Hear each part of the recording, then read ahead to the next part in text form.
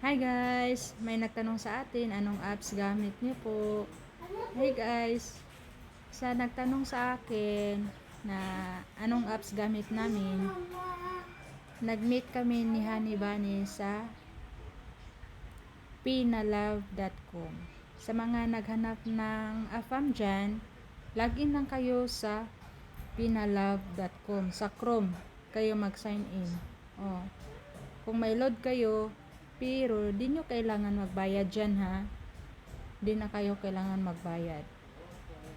Free lang yan.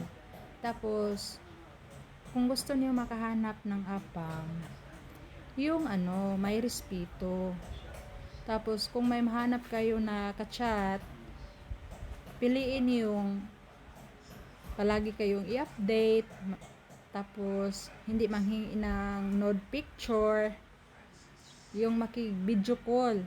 Pag hindi makipag-video call, run out.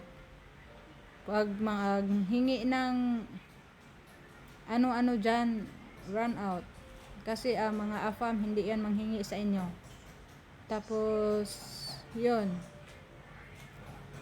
Number 1, may respeto. Hindi manghingi ng nude picture. Palaging nag-update sa'yo. Makipag-video call. Yung 4, yan ang tandaan niyo.